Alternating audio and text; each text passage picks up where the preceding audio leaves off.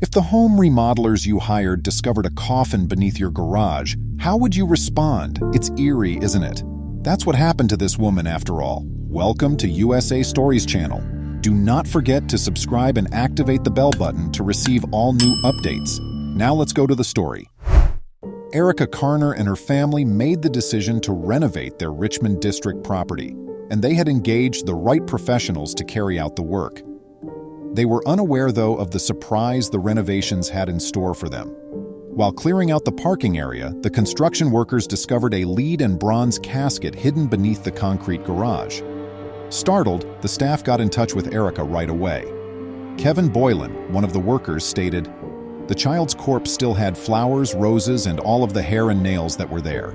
It was an impressive sight. We were all shocked to find that her corpse was in wonderful condition because it was obvious that she had been there for some time." The 3-foot coffin included 2 windows that displayed the tiny girl's lovely golden hair and well-maintained complexion. On May 9, 2016, they found her.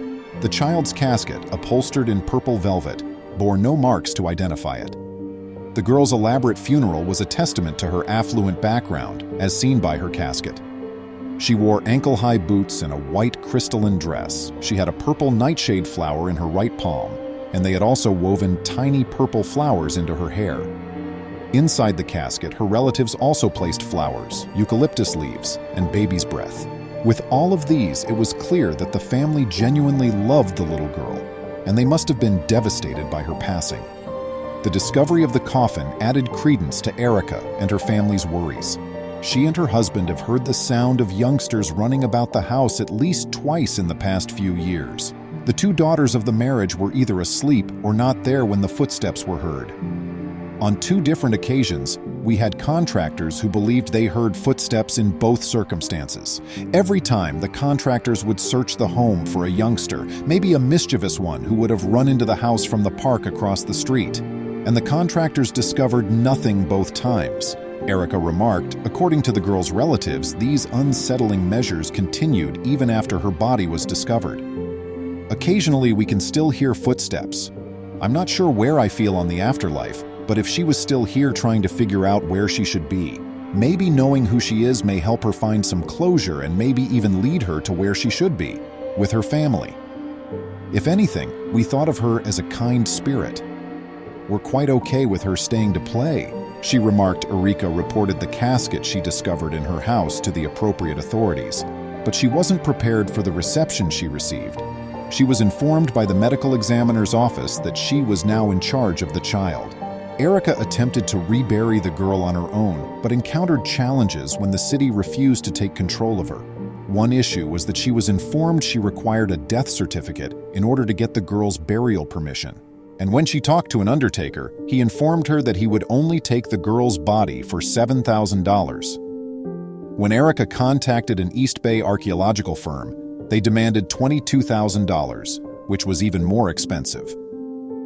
The Californian was at a loss for what action to take. She was even more irritated by the girl's body decomposing in the casket in her garden.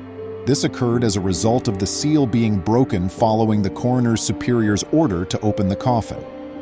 How exactly did the young child get into this woman's garage? Erica learned that in 1890, the city had relocated 30,000 residents from Oddfellow Cemetery. The city transferred all these dead 100 years ago, and they should stand by their decision. The girl was also supposed to be transported, but her body was left behind under Erica's garage. Given that it was their error that caused this, I shouldn't be held accountable. She stated, "I just feel bad for this girl. She deserves better." Eventually, she was put in touch with someone at City Hall who could assist her with the funeral. She met Alyssa Davey, a genealogist and the creator of Garden of Innocence, a nonprofit organization.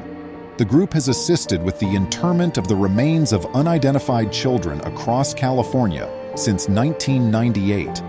Alyssa came to the conclusion that they had to act morally.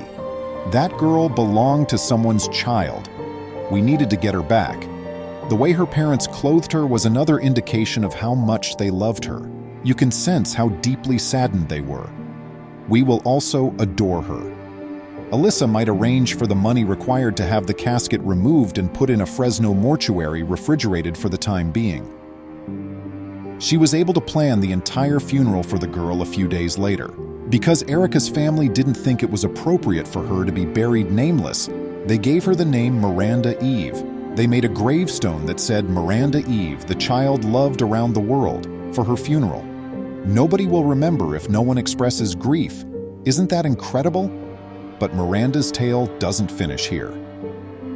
The Garden of Innocence charity conducted research to ascertain her true name and the family to which she belonged. To crack the case, a group of scientists, history enthusiasts, and amateur detectives put in endless hours of labor.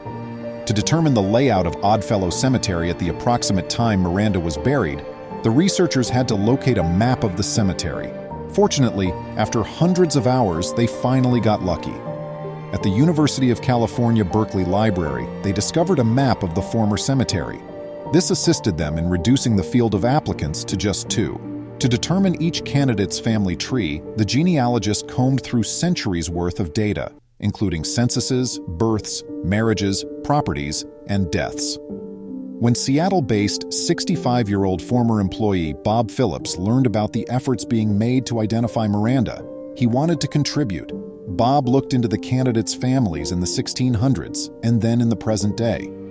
The girl's original name was Edith Howard Cook, according to his research. Additionally, the map they discovered matched a former burial site for Horatio Cook and Edith Scoofy, the parents. Additional details revealed that Edith passed away. She was 6 weeks shy of turning 3 on October 13, 1876. According to the genealogist, she passed away from malaria. This type of extreme malnourishment results in a youngster being noticeably underweight for their age. The scientists surmised that Edith contracted marasmus as a result of a parasitic, bacterial, or viral infection. After assisting with the DNA testing, Professor Yelmer Erkins of UC Davis University stated, "It's likely she was sick with some disease, and at some point her immune system couldn't combat the disease and probably went into a coma and passed away."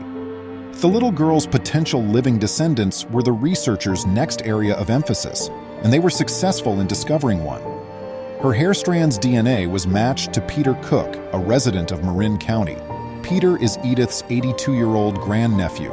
Doesn't it sound bizarre? Additionally, the study team's analysis revealed that Edith was the Cook family's first daughter and second-born child, while the Scoofy family, her mother's side of the family, was one of the first pioneers to come in San Francisco at the height of the gold rush in 1848. Her family was well known in the city during the latter 19th and 20th century. Additionally, Alyssa planned Edith's reburial, which was a magnificent event.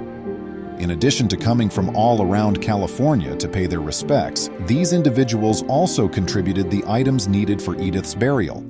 They made her a new cherrywood coffin and put the old coffin inside the new one. The Knights of Columbus, a Catholic fraternal order, carried her coffin to her final resting place while wearing elegant clothing. About 100 people scattered petals and flowers on top of the coffin as the guys lowered it into the ground. Alyssa expressed her pride in what we've accomplished for her and what we've done for her, saying, "It was tough, very tough, but she is not just our child. She is everyone's child. It only demonstrates to you what is possible when we all work together. All I can say is that I'm delighted Edith has finally found her ultimate resting place. I know her spirit is happy too." How do you feel about the tale of Edith? Until we meet again, be careful. Please remember to subscribe to our channel, give us a thumbs up, and turn on the notification bell so you won't miss any of our videos. If you enjoyed the tale, the next video that plays on your screen will probably move you too.